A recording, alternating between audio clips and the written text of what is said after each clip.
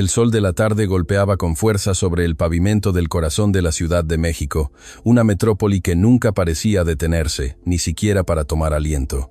Dentro del restaurante El Sazón de Frida, el aire estaba cargado con el aroma a café de olla, a tortillas de maíz recién salidas del comal y el sonido incesante de los cubiertos chocando contra la talavera. Lucía, una joven de 23 años con una mirada que reflejaba una madurez forzada por la necesidad. Se movía entre las mesas con una agilidad casi rítmica.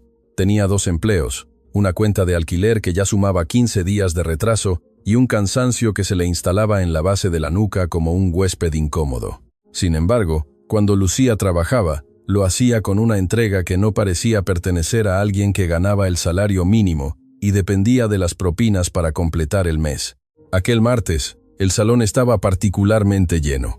Ejecutivos con prisa revisaban sus relojes de pulsera mientras grupos de turistas comentaban sus visitas al Zócalo y los museos. En medio de aquel caos organizado, en una mesa discreta situada al fondo cerca de una ventana que daba a un callejón empedrado, estaba sentada una mujer mayor. Guadalupe, de unos 70 años, vestía con una elegancia sencilla, pero desgastada.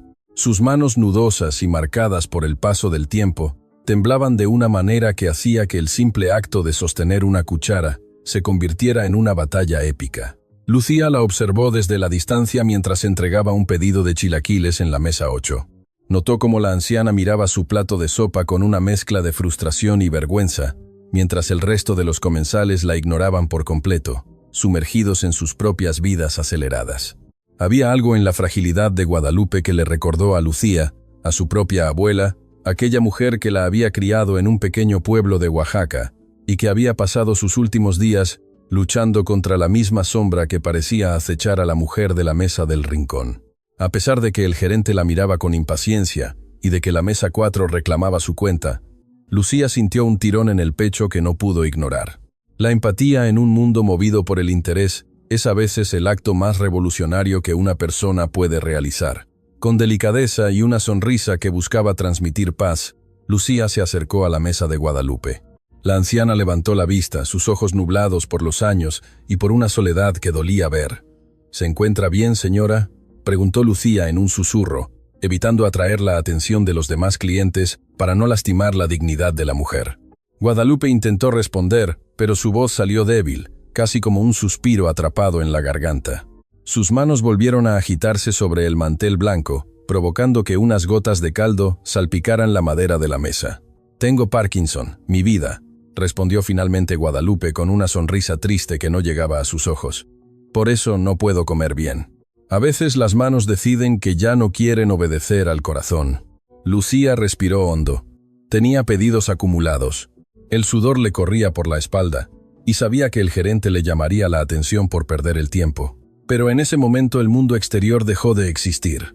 Tomó una decisión silenciosa, movida por una fuerza que no se compra con dinero. «No se preocupe por eso», dijo Lucía con voz firme pero dulce. «Espere un momento. Voy a buscar una sopa que sea más fácil de tomar, y yo misma la ayudaré. Aquí nadie tiene prisa, aunque parezca lo contrario». En menos de 5 minutos, Lucía regresó con un tazón de sopa de fideo caliente y humeante. Ignorando las miradas de impaciencia de un cliente en la mesa de al lado, retiró la silla contigua a la de Guadalupe y se sentó, con una paciencia infinita. Comenzó a ayudar a la anciana llevándole la cuchara a la boca con una mano firme que servía de ancla para el temblor de la otra. Mientras Guadalupe comía, Lucía le preguntaba si había alguien acompañándola o si alguien vendría a buscarla. La anciana comenzó a relatar pequeñas historias de su juventud, de cómo este barrio solía ser más silencioso y de cómo extrañaba el olor a tierra mojada de su infancia. Lo que ninguna de las dos sabía era que a unos pocos metros de distancia, apoyado discretamente contra la pared de madera oscura que separaba el salón de la entrada, un hombre las observaba con una intensidad abrumadora. Se trataba de Miguel, un hombre de 41 años, dueño de 3 de las empresas más importantes del país. Miguel era conocido en el mundo de los negocios por su frialdad y su eficiencia implacable. Se decía que su corazón se había endurecido tanto como el acero que fabrican sus plantas industriales. Llevaba 14 minutos allí de pie con un café en la mano que ya se había enfriado por completo. Sus ojos no se habían apartado de la mesa del rincón desde que Lucía se había sentado al lado de su madre. Miguel había traído a Guadalupe al restaurante y la había dejado sola un momento para atender una llamada urgente, pero al regresar se quedó paralizado al ver la escena. Había visto a decenas de enfermeras y cuidadoras pagas ignorar los temblores de su madre con indiferencia profesional, pero nunca había visto a una extraña tratarla con tal nivel de ternura genuina. Algo que Miguel creía haber perdido hacía mucho tiempo, una conexión humana básica, comenzó a agitarse en su pecho con una fuerza que lo desconcertó. Observaba cómo su madre sonreía, no con la cortesía obligada de quien agradece un servicio, sino con el brillo real de quien se siente visto y valorado. El ruido del restaurante parecía desvanecerse para Miguel mientras seguía hipnotizado por la interacción entre Lucía y Guadalupe. Se preguntó cuántas veces su propio equipo de asistentes, hombres y mujeres, con doctorados y sueldos de 6 cifras, habían desviado la mirada cuando Guadalupe derramaba un vaso de agua en las cenas familiares. Todos sabían que era la madre del licenciado Miguel, el gran magnate, y por ello le guardaban un respeto lleno de miedo y servilismo, pero nadie se había tomado el tiempo de ser simplemente humano con ella. Aquella mesera, cuyo nombre Miguel aún desconocía, estaba haciendo algo que el dinero no podía comprar. Estaba otorgándole a Guadalupe el regalo de la paciencia. Cuando Lucía finalmente se levantó para volver a sus obligaciones, pues la presión del trabajo empezaba a ser insostenible, Guadalupe la detuvo tomándola suavemente de la muñeca. La fuerza en los dedos de la anciana sorprendió a la joven. «¿Cómo te llamas, hija mía?», preguntó Guadalupe con una chispa de esperanza, iluminando su rostro cansado. «Lucía, señora. Mi nombre es Lucía», respondió la joven con una sonrisa modesta, sintiendo un calor reconfortante en sus mejillas. «Lucía, qué nombre tan bonito para un alma tan llena de luz», murmuró la anciana. «Gracias por no tener prisa conmigo». Lucía asintió y se retiró rápidamente hacia la cocina, pues el cliente de la mesa 8 ya golpeaba sus dedos contra la mesa con una irritación evidente. No miró hacia atrás, no buscó el aplauso ni la validación de nadie.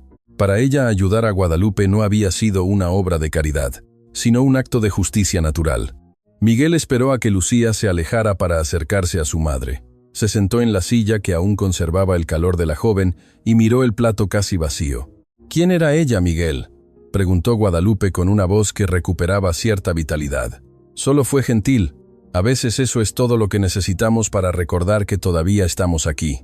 Miguel no respondió de inmediato. Su mente estaba trabajando a 1000 revoluciones por minuto, tratando de procesar la extraña sensación de humildad que lo embargaba. Llamó al gerente del restaurante, un hombre de mediana edad llamado Mateo, que acudió casi corriendo al ver de quién se trataba.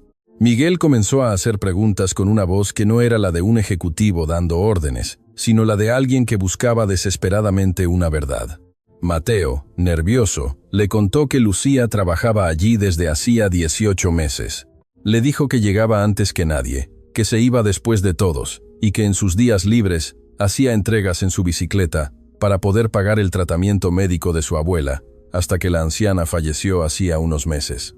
Le contó que vivía en un departamento pequeño, en la zona de Tepito compartiendo gastos con otra muchacha, y que nunca se había quejado ni siquiera cuando los turnos eran dobles o los clientes groseros. Miguel escuchó cada palabra en silencio. Lo que descubrió en esos 15 minutos sacudió algo dentro de él que el poder y la riqueza habían anestesiado durante años. Mientras Guadalupe terminaba su comida con una tranquilidad que hacía meses no mostraba, Miguel tomó una decisión. Cuando Lucía pasó de nuevo cerca de la mesa para retirar los platos, él la llamó. Ella se detuvo pensando que quizá el hombre iba a quejarse de alguna demora. «¿Conocía usted a mi madre de antes?», preguntó Miguel mirándola directamente a los ojos. Lucía frunció el ceño, confundida por la pregunta. «No, caballero, no tenía el gusto de conocerla». «¿Por qué lo pregunta?». «Porque la cuidó como si la conociera de toda la vida, como si fuera su propia sangre», respondió Miguel. Y por un momento su voz flaqueó levemente. «Ella necesitaba ayuda», dijo Lucía con una sencillez que desarmó por completo al multimillonario. «Era lo único que yo tenía para ofrecer en ese momento. Un poco de tiempo y una mano firme. No es gran cosa». Miguel sacó una tarjeta de su bolsillo. Era una tarjeta elegante de papel grueso con su nombre grabado en letras sobrias, Miguel del Castillo. Se la extendió a Lucía. Llámeme mañana a las 10 de la mañana, le dijo. Tengo una propuesta de trabajo para usted. No es en el restaurante, es algo diferente. Lucía miró la tarjeta, luego miró al hombre y finalmente volvió a mirar la tarjeta. Para sorpresa de Miguel, ella no la tomó con entusiasmo. Con una delicadeza extrema colocó la tarjeta de nuevo sobre la mesa. Con todo el respeto que usted se merece, caballero. No hice lo que hice para obtener un beneficio, dijo Lucía con una dignidad que dejó a Miguel sin palabras. Gracias por la oferta, pero tengo mi trabajo aquí y no necesito nada más. Dicho esto, Lucía hizo una pequeña inclinación de cabeza y caminó de regreso hacia la cocina. Miguel se quedó allí sentado, sintiendo por primera vez en décadas que alguien rechazaba algo que él ofrecía. En ese restaurante ruidoso de la Ciudad de México, una joven mesera acababa de darle una lección que ningún negocio millonario le había enseñado jamás, que la verdadera dignidad no tiene precio, y que la bondad, cuando es genuina, no acepta recompensas anticipadas. Aquella noche, en su lujosa residencia ubicada en las lomas de Chapultepec, Miguel no pudo conciliar el sueño. El silencio de la casa, roto únicamente por el suave tic-tac de un reloj de pared, parecía amplificar los pensamientos que le daban vueltas en la cabeza. Guadalupe ya dormía, pero antes de retirarse a su habitación, le había dicho algo que se le quedó grabado. Miguel, ¿sabes qué es lo que más necesita este mundo? Personas que ayuden sin saber que las están observando. La imagen de Lucía devolviendo la tarjeta sobre la mesa se repetía en su mente como una película en bucle. Había en ella una mezcla rara de orgullo sin arrogancia y una integridad que él creía extinta en la sociedad actual. A las 6 de la mañana del día siguiente, Miguel ya estaba en pie. No fue a su oficina en el centro financiero. En su lugar pidió a su chofer que lo llevara de regreso al restaurante El Sazón de Frida. Esta vez no llevaba su tarjeta de presentación. Llevaba a su madre y una propuesta que había madurado durante las horas de insomnio. Lucía ya estaba allí limpiando las mesas antes de que abrieran al público. Al ver entrar a Miguel con Guadalupe, se detuvo pensando que quizá habían olvidado algo el día anterior. «Usted dijo que no quería trabajar para mí», comenzó Miguel al acercarse manteniendo una distancia respetuosa. «Y lo entiendo. Mi mundo suele ser frío y está lleno de intereses, así que déjeme cambiar la pregunta. ¿Estaría dispuesta a trabajar con mi madre?» Lucía dejó el trapo sobre el mostrador y los miró con curiosidad. Guadalupe se adelantó un paso. Sus manos temblaban un poco menos esa mañana. O quizá era solo la ilusión de Lucía.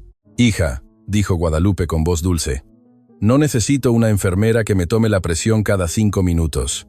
Necesito una compañera, alguien que me trate como a una persona y no como a un paciente.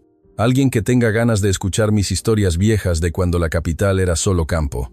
Miguel dice que te pagará el triple de lo que ganas aquí, pero yo te digo que te daré un hogar donde serás respetada». Lucía respiró profundamente. Esta vez no devolvió la oferta de inmediato.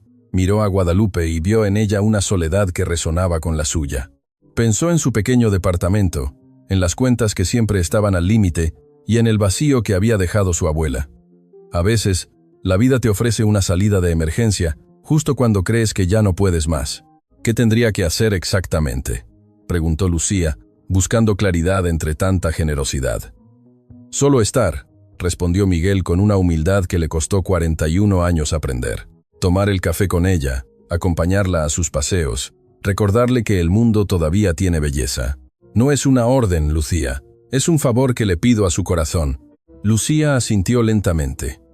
Aquella decisión tomada en un salón vacío con olor a café y limpieza cambiaría el rumbo de 3 vidas de maneras que ninguno podía imaginar.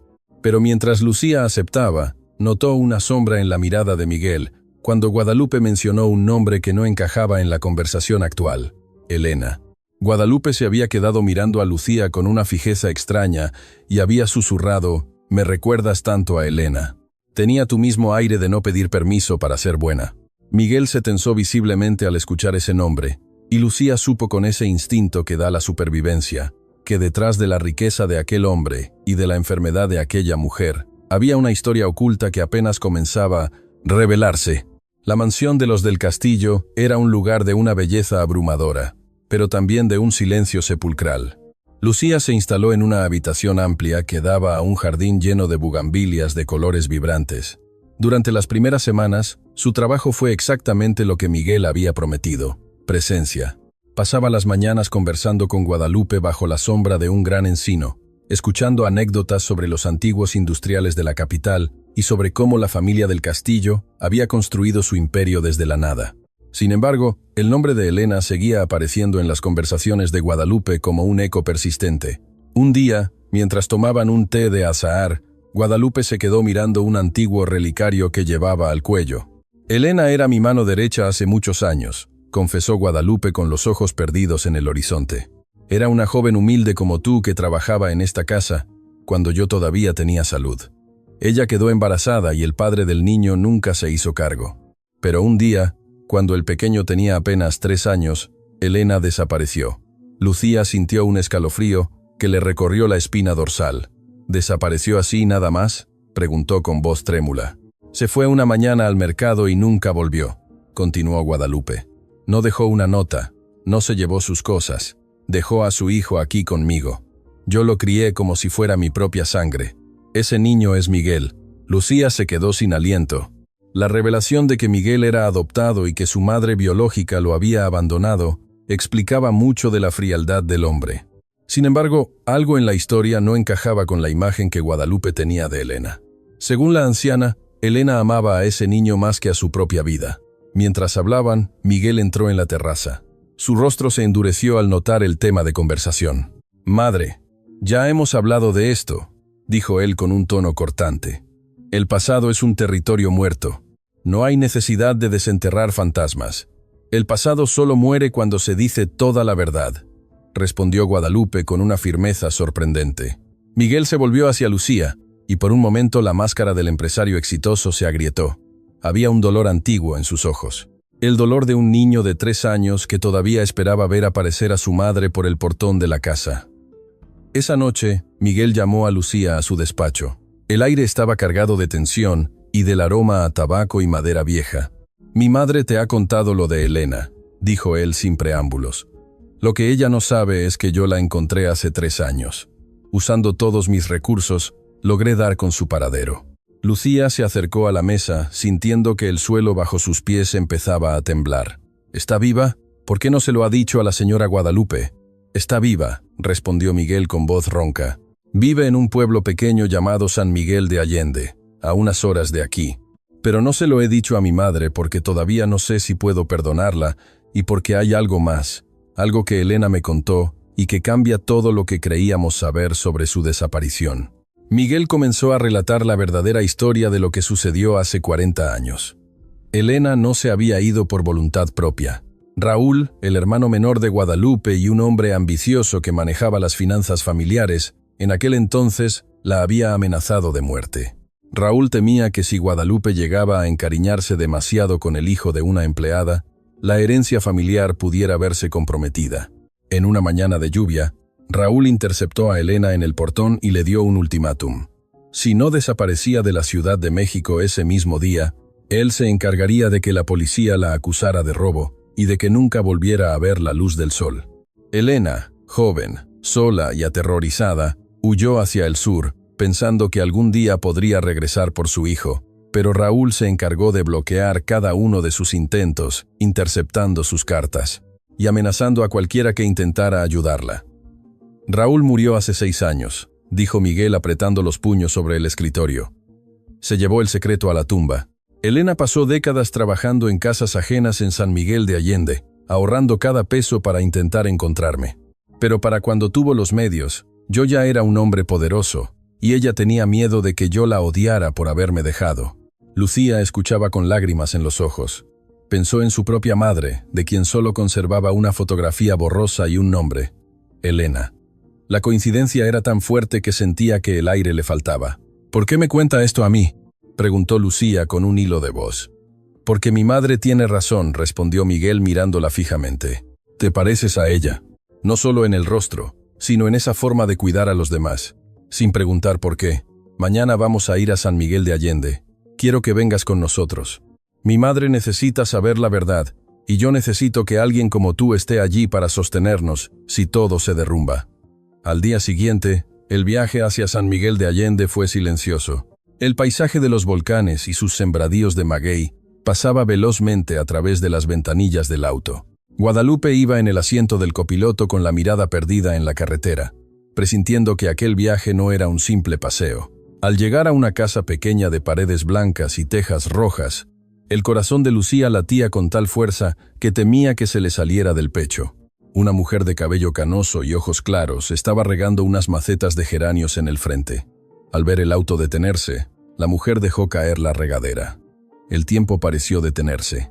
Miguel bajó del auto primero, seguido de Guadalupe y Lucía. «Elena», susurró Guadalupe con una voz que contenía 40 años de espera. La mujer se llevó las manos a la boca. Sus ojos se llenaron de lágrimas al reconocer a la mujer que había sido su mentora y al hombre que era el niño que nunca dejó de amar. Pero cuando su mirada se posó en Lucía, algo extraordinario sucedió. Elena caminó hacia ella, ignorando por un segundo a los demás. «Lucía», preguntó Elena con un susurro que rompió el último hilo de resistencia de la joven. «¿Cómo sabe mi nombre?», preguntó Lucía, aunque en el fondo de su alma ya conocía la respuesta. «Porque yo te puse ese nombre antes de que tuvieras que quedarte con tu abuela en Oaxaca», respondió Elena, rompiendo en un llanto liberador. «Porque después de que Raúl me echó, tuve otra hija, pero la pobreza y el miedo me obligaron a dejarte con la única persona que podía protegerte mientras yo intentaba sobrevivir». El encuentro en aquella pequeña sala de San Miguel de Allende fue una amalgama de dolor, perdón y revelaciones que superaban cualquier ficción. Resultó que Lucía y Miguel eran hermanos de madre. Elena, tras ser expulsada de la Ciudad de México, había intentado rehacer su vida, pero el destino la había golpeado una y otra vez. Había tenido a Lucía años después, pero cuando cayó enferma y se vio en la miseria más absoluta, decidió enviar a la pequeña con su abuela en Oaxaca, esperando que allí tuviera una vida más estable de la que ella podía ofrecerle. Elena nunca dejó de buscar a sus dos hijos, pero la sombra de Raúl y la falta de recursos la habían mantenido en la oscuridad durante décadas. Miguel, conmovido hasta la médula, abrazó a su madre biológica por primera vez en 40 años. Guadalupe, lejos de sentirse traicionada, tomó la mano de Elena con afecto. «Perdóname por no haberte protegido de mi hermano», dijo Guadalupe con sinceridad. «Perdóname por haber creído la mentira del abandono». Aquella tarde, bajo el sol de San Miguel de Allende, se reconstruyó una familia que había sido fragmentada por la ambición de un solo hombre. Lucía entendió finalmente por qué siempre había sentido esa conexión inexplicable con las personas mayores y por qué su corazón la había empujado a ayudar a Guadalupe en aquel restaurante. No era solo casualidad. Era el hilo rojo del destino que la estaba guiando de regreso a su verdadera identidad. Miguel decidió que Elena se mudaría con ellos a la Ciudad de México. La mansión, que antes era un monumento al silencio y a la frialdad, se llenó de vida, de conversaciones largas y de la risa de dos madres que compartían el amor por los mismos hijos. Lucía no dejó de trabajar, pero ahora lo hacía gestionando una fundación que Miguel creó para ayudar a personas con Parkinson y para apoyar a mujeres en situaciones de vulnerabilidad, asegurándose de que ninguna madre tuviera que volver a elegir entre su seguridad y sus hijos. La vida tiene una manera muy particular de enseñarnos que nada de lo que hacemos cae en saco vacío. A veces pensamos que un pequeño gesto de amabilidad, como ayudar a alguien a cruzar la calle o dedicarle unos minutos de atención a una persona mayor que se siente sola, es algo insignificante en el gran esquema de las cosas. Pero la historia de Lucía, Miguel, Guadalupe y Elena nos demuestra que la bondad es la moneda más valiosa que existe, y que cuando la entregamos sin esperar nada a cambio, el universo se encarga de devolverla con intereses que no podemos ni imaginar. Para las personas que ya han recorrido gran parte del camino de la vida, para aquellos que peinan canas y llevan en su piel las marcas de 1000 batallas, esta historia resuena con una verdad profunda. Nunca es tarde para que la verdad salga a la luz y nunca es tarde para sanar las heridas del pasado. A menudo los adultos mayores son vistos por la sociedad como seres frágiles que ya no tienen nada que aportar, pero en realidad son ellos quienes custodian la memoria y la sabiduría que necesitamos para no perder el rumbo. Guadalupe, a pesar de sus manos temblorosas y su salud delicada, fue el puente que permitió que dos hermanos se encontraran y que una madre recuperara su lugar en el mundo. Su capacidad para ver más allá de la superficie y reconocer la luz en Lucía fue el motor que puso en marcha todo este milagro. Esto nos enseña que la verdadera riqueza no reside en las cuentas bancarias ni en el poder que ostentamos, sino en la calidad de nuestras conexiones humanas y en la integridad con la que tratamos a los demás, especialmente a aquellos que no pueden darnos nada a cambio. La lección más grande que podemos extraer es la importancia de la empatía. Vivimos en un mundo que nos empuja a ser productivos, a ser eficientes y a no perder ni un segundo en cosas que no generen un beneficio inmediato. Pero es precisamente en esos segundos perdidos, en ese momento en que Lucía decidió ignorar su carga de trabajo para ayudar a una anciana a comer, donde reside la verdadera esencia de la humanidad. Si Lucía hubiera sido una mesera más preocupada únicamente por sus propinas y por el reloj, hoy seguiría siendo una extraña para su propio hermano y para su madre. Fue su capacidad de detenerse y sentir el dolor ajeno lo que abrió las puertas de una nueva vida. Para quienes han vivido lo suficiente, saben que el perdón es la llave que abre las prisiones más pesadas. Miguel tuvo que aprender a perdonar no solo a la madre que creía que lo había abandonado, sino también a sí mismo por haber albergado tanto odio durante años. Elena tuvo que perdonarse por las decisiones que se vio obligada a tomar por miedo y necesidad. Y todos tuvieron que perdonar la memoria de Raúl para poder seguir adelante sin amargura. El perdón no significa olvidar lo que pasó, ni justificar las acciones injustas de los dos. Significa decidir que el pasado ya no tiene poder sobre nuestro presente. Es una elección consciente de liberar el corazón, para que la paz pueda instalarse en él. Al final del día, lo único que realmente nos llevamos es el amor que fuimos capaces de dar y recibir. Las casas lujosas, los títulos y el éxito profesional se quedan atrás, pero el eco de una buena acción resuena por la eternidad. Que esta historia sirva como recordatorio de que siempre hay esperanza, de que los encuentros no son accidentales y de que incluso en los momentos más oscuros, una pequeña chispa de bondad puede encender un incendio de luz que transforme la vida de todos a nuestro alrededor. No subestimes nunca el poder de tu propia luz, pues nunca sabes a quién estás ayudando a encontrar el camino a casa, simplemente por ser quien eres. La vida es un ciclo perfecto donde la siembra de amor, siempre sin excepción, produce una cosecha de milagros.